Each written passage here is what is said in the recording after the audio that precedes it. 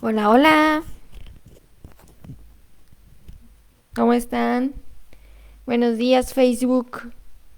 Vamos a esperar un segundo a que se termine de enlazar.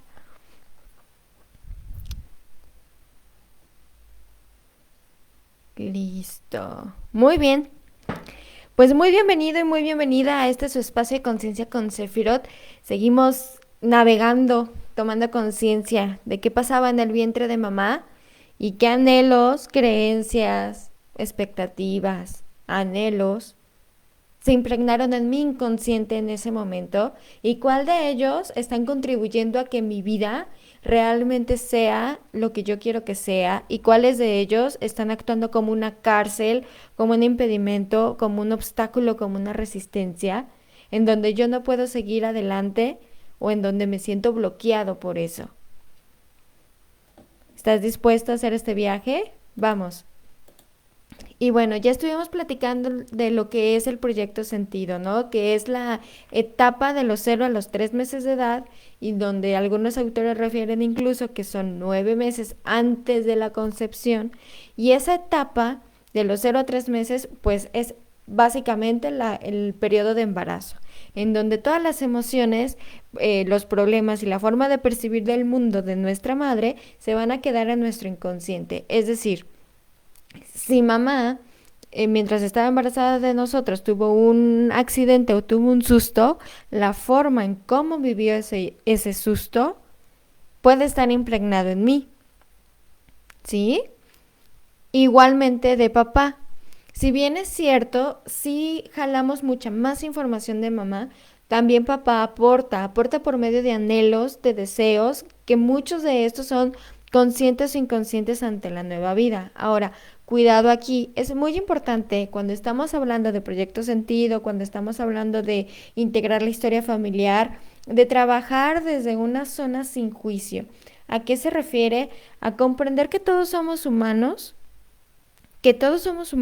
cometemos errores, tenemos miedos, tenemos heridas de infancia, tenemos carencias y también tenemos algunos recursos, ¿sí? Aquí lo más importante de todo es que tú también tomas la responsabilidad de tu vida. El proyecto sentido no es más que información que tú tienes y la información puede hacerte impulsarte o frenarte. Aquí no se trata de culpar de, oh, no, sí, seguramente mi proyecto sentido es ser fracasado en el amor. La información puede estar ahí, pero si tú ya tienes más de 18 años, hay que resignificarla, porque ya te toca, ya es tu chamba. En un niño de 5 años, 6 años, pues sí, tendríamos que trabajar entonces con mamá, seguramente con papá para ver qué está pasando y que pueda integrar la información. Pero si tú ya tienes más de 18, bienvenido a la responsabilidad. Aquí el sentido de la víctima de me hicieron, me heredaron y ya no puedo hacer nada, la verdad es que no suma ni hace cambios significativos en tu vida.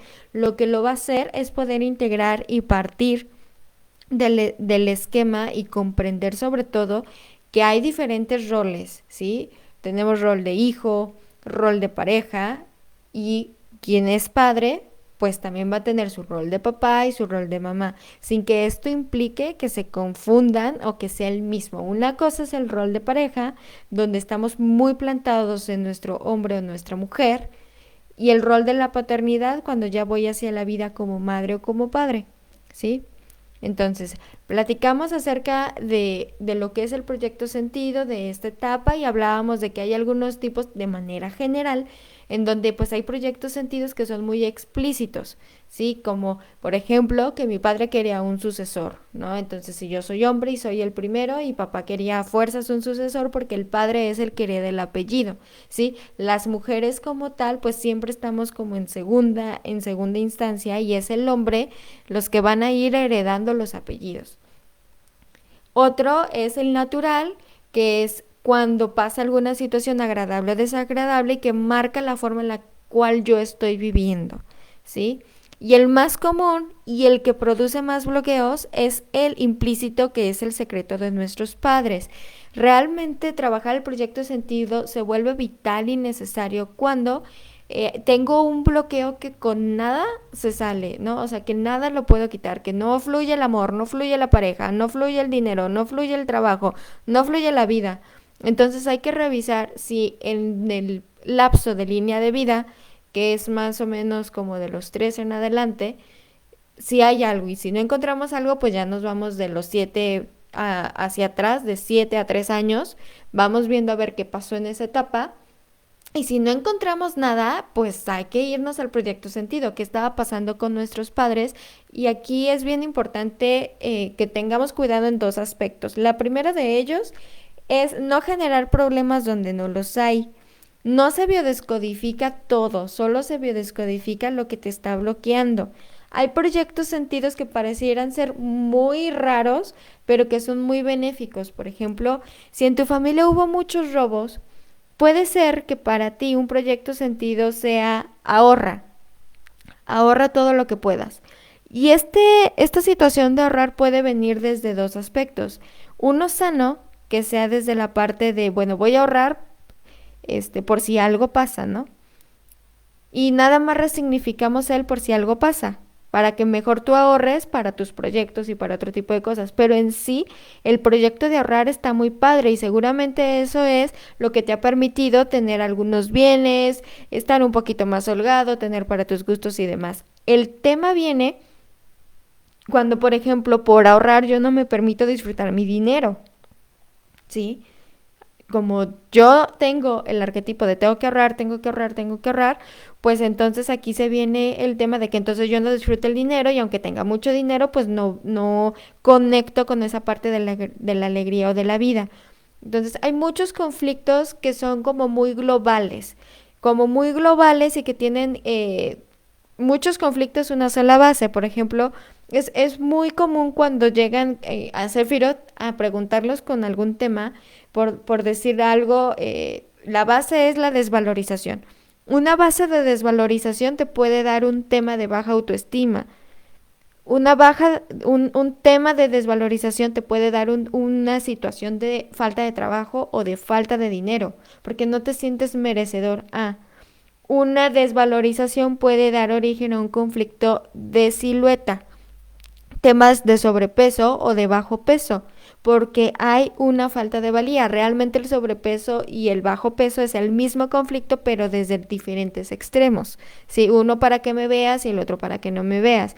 La desvalorización también puede dar tema de algunas enfermedades muy puntuales, ¿no? Como una enfermedad de huesos. El sobrepeso, sin lugar a dudas, hay un tema ahí de desvalorización, temas de abandono. Entonces, si se fijan, es una misma base, diferentes conflictos. Por eso en Sefirot manejamos 4 baños herbales y ya en los jabones tenemos una línea un poco más amplia y la base es tumbo el origen a través del baño y el jabón te va a ayudar a ir integrando esas subclasificaciones, por así decirlo, del origen que queremos trabajar.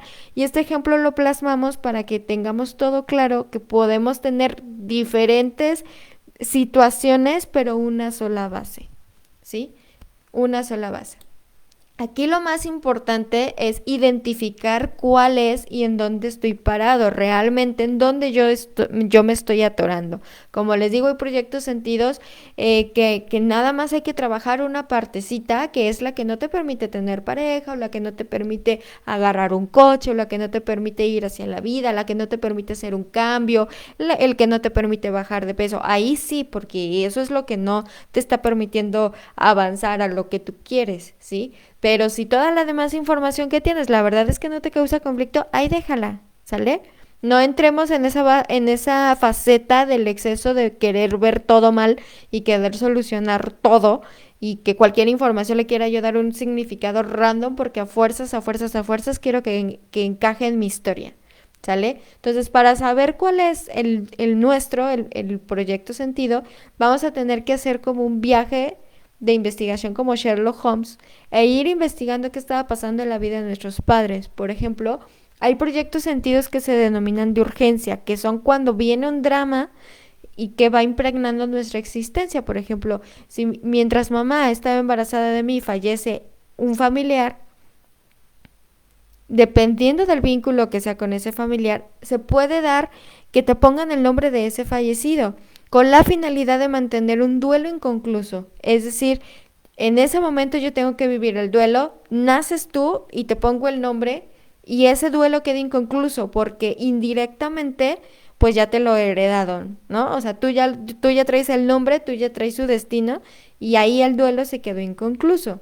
Cuando pasan este tipo de situaciones, que por ejemplo llegan a Sephiroth y nos dicen, no, pues es que no se me desbloquea, no se me desbloquea, no se me desbloquea, ya sea que los mandamos a constelaciones o que los derivamos con nuestra terapeuta holística, pero si la situación está tan apretada, siempre les decimos, hay que empezar con Oponopono en este tipo de situaciones. Si tú traes un nombre de algún fallecido, hay que trabajar con un baño herbal de Oponopono para que todos los duelos de quien sea que hayan estado inconclusos se empiecen a resolver. Si se empiezan a resolver, entonces tú vas recuperando partes de tu vida, ¿sí? Es importante aclarar que los baños y los productos Sephiroth jamás van a sustituir una terapia y un acompañamiento. Al contrario, ellos están como aliados en las terapias y acompañamientos. Sin embargo, sí te ayudan a integrar mucho la información o a que salte. Si tú no tienes información, el mismo producto te va ayudando para que vayas saltando esa información. ¿Sí? Entonces, mucho ojo, hay que verificar, investigate, ¿por qué te pusieron el nombre? ¿Fue por la novia de alguno de tus padres? ¿O fue el nombre de la tía? Porque el nombre de la tía. ¿En honor a quién te llamas como te llamas? ¿Tienes una identidad única? ¿Te llamas como papá? ¿Te llamas como mamá? ¿Te lo pusieron por alguien que falleció? ¿Qué pasó ahí? ¿Ok? También está el tema del hijo bastón. El hijo bastón es el que más comúnmente vemos, pero también el que menos se deja ayudar. Fíjense, el hijo bastón es aquel que nace para cuidar a sus padres. Generalmente puede ser, antes se decía que podría ser el último. La verdad yo he visto que no es así. He visto primogénitos que son hijos bastones, he visto terceros hijos que son hijos bastones, siendo no ellos los últimos. He visto sí como la tendencia del último hijo se queda como hijo bastón, pero para mí, como equipo Sephiroth, lo que a Sephiroth le ha tocado ver, no es como que el lugar de nacimiento lo que más enfoca que seas un cuidador de los padres. El hijo bastón sí cumple con las siguientes tendencias, que es ya sea que tenga sobrepeso o que tenga un cuerpo robusto. ¿A qué nos referimos con cuerpo robusto? Espalda ancha, pueden ser brazos anchos o piernas anchas, ¿sí? Que tú te pones a dieta y esas zonas, una o varias, no bajan, jamás bajan, porque se necesitan para cargar a los padres, para cargar a la familia. Algo así súper, así como estrellita, es que son solteros eternos. Son solteros eternos. Tienen un tema de no poder dejar a sus padres. Viven con sus padres hasta su fallecimiento y toda su vida la acomodan de acuerdo a lo que sus padres necesitan. Son personas que no se permiten salir de la casa o como nosotros le decimos envío del nido. No salen del nido, no salen a crecer. Y si salen, salen solos. Pueden tener pareja, sí tienen pareja, pero no concretan porque dicen primero están mis padres que tú. Primero están mis padres que tú. Y aquí el tema primario de origen es que no es que estén primero los padres que tu nueva pareja, es que están primero mis padres que yo. Hay una situación que en constelaciones se le llama que se rompe el orden, porque los padres a nivel constelaciones es tú eres el grande y tú lo puedes resolver y yo como hijo soy el chico. Tú me das la vida, yo tomo de ti, no al revés. Entonces en el hijo bastón digamos que de alguna forma se invierte. Se invierte y eres el típico hijo que está siempre con los padres y si tienes hermanos, los demás hermanos, pues como que están más despreocupados, ¿no? Porque saben que tú estás ahí. Sí, que tú vas a estar ahí dando dinero, dando consejos, resolviendo la vida, resolviendo a los padres. Otra característica del hijo bastón es que los padres siempre acuden a ti.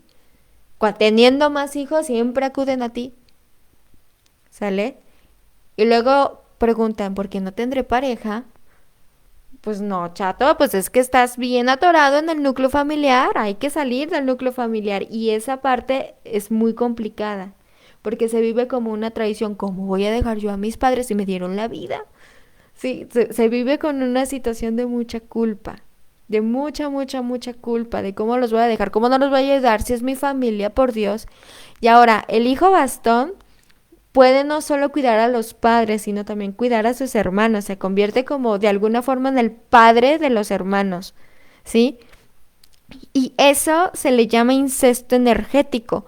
¿Por qué? Porque tú como hijo te subes un nivel de padre cuando no te toca y ese desorden familiar se va a impregnar en todo el sistema, ya sea con temas de que no está entrando el dinero, que hay temas de trabajo, hay temas de pareja, hay temas en algunas mujeres que se da como el tema de la fertilidad, o sea, hay muchos detallitos que vienen justamente de ser un hijo bastón, de ser el cuidador de los padres y quedarte ahí, ¿sí? Y quedarte ahí. ¿Qué se tiene que hacer? Resignificar el vínculo y tomar decisiones. Este camino de sanar, la mayoría lo pinta bien padre, ¿no? Vas a ver estrellas y colores, tu vida va a cambiar. Sí, tu vida va a cambiar, güey, pero tienes que echarle un chingo de ganas. No es fácil, porque, por ejemplo, imagínate, ponte en el lugar de un hijo bastón, o si eres tú un hijo bastón, en este momento colócate en el punto de decir, voy a dejar a mis padres. ¿Cómo se siente eso? No se siente padre. Ya voy a ir a vivir mi vida, pero vas a dejar, de verdad el hijo bastón tiene un conflicto bélico con dejar, o sea, piensa que si sale de casa o deja de ayudar a su familia, número uno, ya no lo van a querer y hay que checar si no lo intentaron abortar por ahí. Número dos, el rechazo y la culpa son muy poco manejables para estas personas. Muy poco manejables. Y es la culpa la que los hace no poder salir. Entonces con ellos hay que trabajar bien fuerte esa parte. Esa parte de poder empezar a tener como esa parte de límites. De hecho, con el hijo bastón no empezamos con Ho'oponopono, empezamos con fuerza espiritual porque se requiere fuerza y empoderamiento para poder tomar esa decisión. Y ya después trabajamos el duelo. Ya después trabajamos el duelo, pero de entrada con el hijo bastón siempre entramos de, ¿sabes qué? Pues primero hay que tomar la decisión y salir de ahí, y ya después trabajamos el duelo y la culpa. Y en ese sentido lo manejamos. También tenemos el arquetipo del héroe o el rescatador generalmente de mamá. Generalmente, no siempre. Todos estos que les platico son tendencias. El rescatador de mamá es el hijo típico que siempre protege a la madre por situaciones que pueden ser varias, pero que destacan tres, que es la ausencia del padre, papá no está, entonces el hijo sube al lugar de marido y este lugar de marido queda como un lugar energético, entonces este hombre tiene muchos problemas para vincularse cuando sale del nido a ser su familia. Le pasa de todo o le pasan situaciones que nunca le había pasado y dice, no, pues es que mi mujer me salió. No, caballero, no es que su mujer esté salada, es que su mujer no tiene espacio en su vida, porque usted está muy, muy in con su mamá. Muy in con su mamá y no le da espacio a que la mujer sea mujer. Entonces la mujer a fuerzas va a tener que estar en una situación de hombre. ¿Por qué? Porque no hay un hombre en la casa, porque tú estás afuera. Sí, entonces ahí hay una discrepancia. El rescatador de mamá generalmente se convierte en ello por un tema de violencia. Y la violencia puede ser evidente o no evidente. La evidente obviamente tiene que ver con los golpes, con los golpes, con los maltratos verbales, pero también está la violencia de esa pasiva de que pues papá no está y se vive como violencia o papá no apoya a mamá, o sea, no le pega, no le grita, pero no la apoya y yo me doy cuenta. Entonces, pues mamá es víctima y yo la tengo que rescatar. Entonces, son adultos con una vida afectiva, es decir, sí pueden tener pareja, pero siempre de alguna forma regresan con mamá. Son el típico de los que decimos que tiene mamitis, que decimos, ay, no, es que mi marido tiene mamitis, pues por ahí va la cosa, por ahí va la cosa. Sí, y esta mamitis puede ser muy marcada o poco marcada. Puede ser muy marcada en el caso de que no sale de casa de mamá o no tan marcada, pero sí que siempre están ahí, o sea, teniendo 15 hijos, él es el que tiene que estar ahí, ¿no? Y la propia mamá o el propio papá, porque ahorita vamos a hablar del rescatador de papá, el propio papá también lo expresa así como que no, es que este hijo es el que siempre me ha acompañado, es el que siempre nos lleva, el que siempre está con los viejos, cosas así. También se da del otro extremo, el rescatador de papá, y se da por las mismas situaciones. Es bien importante, pero bien importante que tengas muy presente que los roles de papá y mamá son independientes del género del que tú hayas nacido. Tú puedes ser mujer y estar en un rol masculino, de proveedor, y tú puedes ser hombre y estar en una situación femenina. ¿Sí? Y entonces el rescatador de papá se da justamente cuando hay ese intercambio de roles, cuando mamá está muy en su rol masculino y papá en el rol femenino, entonces mamá de alguna forma es la maltratadora. Hay casos muy específicos de personas narcisistas, sobre todo la víctima narcisista. Un narcisista tiene varios, es una constelación cerebral, así lo llamamos en bio, porque tiene dos conflictos primarios y uno de ellos es justamente el tema de la desvalorización. Pero le dolió tanto al narcisista que por eso se va al otro extremo. Y las víctimas narcisistas lo que hacen es que justamente manipulan su entorno. Como te digo, aquí es sin juicio, pero lo más importante es que saben que manipulan el entorno, mienten y acomodan todas las cosas para que tú siempre quedes mal. Entonces, cuando eso pasa, el rescatador de mamá o de papá pues queda confundido porque no sabe quién es el bueno o cuál es el malo. Tiene mucha información como muy marcada, ¿no? Muy rara. Y aquí la diferencia entre el cuidador de los padres y el rescatador de mamá son los matices. En el cuidador de los padres no se vive situaciones de violencia, ¿sí? Cuando tú eres un hijo bastón y estás enfocado a cuidar a tus padres, puedes tener la tendencia sí a tener sobrepeso, a ser un soltero eterno, a tener como todos estos matices, pero está más enfocado a hacer yo por ti, papá, yo en tu lugar, yo primero. ¿No? O sea, yo primero en el sentido de yo siempre estaré para ti primero, ¿no? Y en el rescatador del padre, la situación es diferente. Surge la necesidad de que alguien lo rescate porque siempre se va a ver marcado por algún peligro, ¿sí? Por algún peligro de cualquier tipo. Como les decíamos, ausencia del padre y sobre todo el tema de las violencias son lo que siempre van marcando ese paradigma de como papá no estuvo, mamá no estuvo, pues yo sí. En ambos, en ambos puede existir un desorden energético en el hijo. Entonces, yo te invito a que reflexionemos juntos. ¿Serás un hijo bastón? ¿Eres tú el que siempre está cuidando de tus padres, los que están pendientes? Y ojo, antes de que nos quemen aquí con hoguera y todo, no se trata de que tú como hijo te descuides y te desatiendas de los padres, se trata de que el vínculo sea sano. Una cosa es que estés ahí y otra cosa muy diferente es que los cargues, ¿sí? El tema es la carga. También está el hijo sustituto. El hijo sustituto generalmente viene a llenar un hueco. Este hueco tiene que ver, por ejemplo, cuando toman el lugar de un hermano fallecido. Cuando un miembro fallece, literal, digo, va a ser una comparación muy fea, pero quiero que quede muy claro.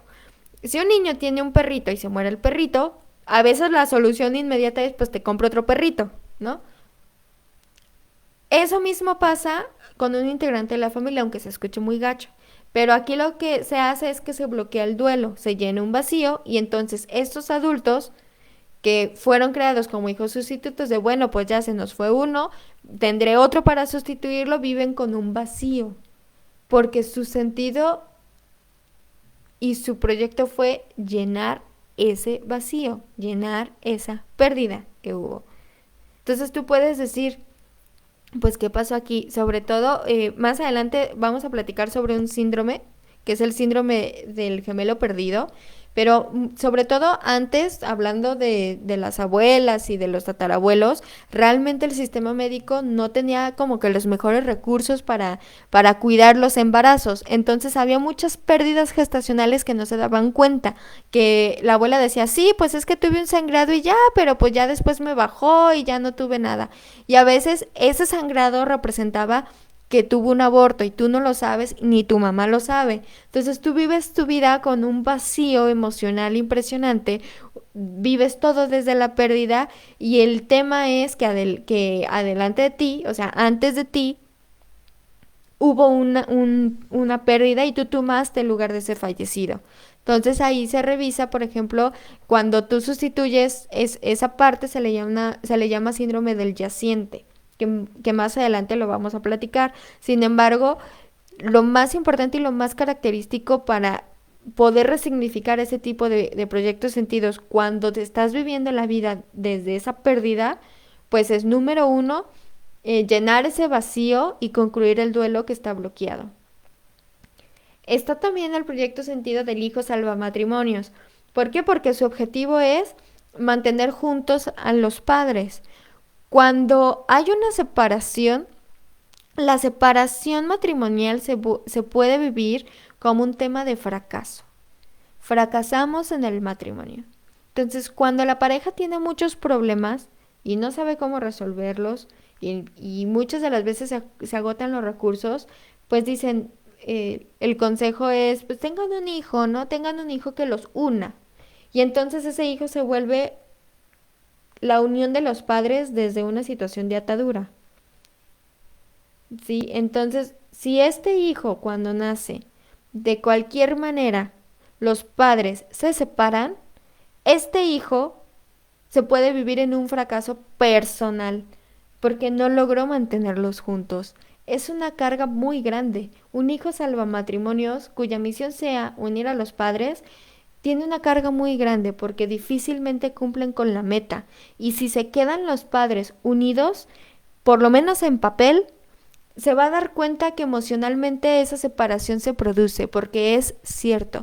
Una cosa es que no hay un divorcio legal, pero de repente los padres ya no duermen juntos, ya tienen cuartos separados, de repente ya cada quien está por su lado o ya no se disfrutan. Entonces la separación existió, una separación emocional existió. Entonces el hijo se va a vivir en un fracaso personal porque él nació para unirlos, él nació para que se mantuvieran juntos y a pesar de verlos viviendo en la misma casa, emocionalmente se da cuenta que no están. Entonces aquí con el hijo salva matrimonios lo que se tiene que trabajar es justamente esa desvalorización para que pueda integrar y comprender que no es un fracaso lo que pasó y que no es su responsabilidad. El hijo salvador es aquel que su frase célebre es estoy para todos pero no para mí. Y tiene el tema de que vive toda su vida a través del sacrificio. Son adultos que no atienden sus necesidades. Es la típica persona que jamás va al médico cuando se siente mal, la típica persona que no se compra ropa, que no ve por sí misma, que ay, conforme vaya necesitando voy comprando las cosas. Estoy para todos, pero no estoy para mí. Y eso aplica tanto como padres, como hijos, como hermanos. Siempre su vida se vive desde un sacrificio y no desde el gozo y no desde la alegría. ¿Sale? Entonces aquí lo más importante es identificar en dónde estoy yo parado. Y para eso tenemos nuestras tradicionales preguntas de conciencia. ¿Cuál de todos estos proyectos te identificas? ¿Te identificas en alguno? Puede ser que tengas tendencia a uno, puede ser que digas, híjole, como que yo en el hijo bastón como que sí más o menos me identifico. Anótalo, anótalo. Investiga si tienes el nombre de algún fallecido. Puede que a lo mejor tus padres te digan, no, yo creo que no, pero investigale, debe de haber algo, ¿sí? Nada más confirma que realmente sí tengas una identidad tú propia en la familia. O si ya sabes que sí estás repitiendo el nombre de algún ancestro o de tu papá o de tu mamá, bueno, identifica por qué. ¿Sale? En este camino creo que lo más importante es cuántas barreras existen para encontrar la información. Cuando iniciamos en el viaje del árbol familiar siempre es como que, ay no, qué flojera. Ay, no. O sea, cómo voy yo a agarrarme ese paquete de investigar mi historia y liberarla? Yo les preguntaría cuánto dolor oculto hay ahí que no quiere ser revelado y que te sigue impidiendo ir hacia la vida con total facilidad y gozo. ¿Cuántas barreras existen en mí que se resisten a tomar mi historia, resignificarla y liberarla para ir con fuerza hacia la vida y poder decir, ustedes por ustedes, yo por mí, honro su vida y ahora la voy a vivir desde la magnitud del ser? Gracias por lo que ustedes tuvieron que vivir para que yo tuviera la conciencia hoy de integrar y vivirlo diferente. ¿Cuántas barreras en mí existen que no me permiten tomar la decisión de cambiar mi historia y resignificarla? Muchísimas gracias por acompañarlos. Si te gustó la información y crees que le puede servir a alguien más, agradecemos tu like, agradecemos que lo compartas. Vuelve a ver el video, vuelve a ver el video, fue mucha información en este video. Si estás teniendo problemillas por ahí para digerir la información, te recomendamos que te des un bañito con tu jabón herbal de gratitud para que puedas ir resignificando, integrando y sobre todo la información que llegue, que venga sin juicio. Nosotros somos Sefirot. Muchas gracias por acompañarnos.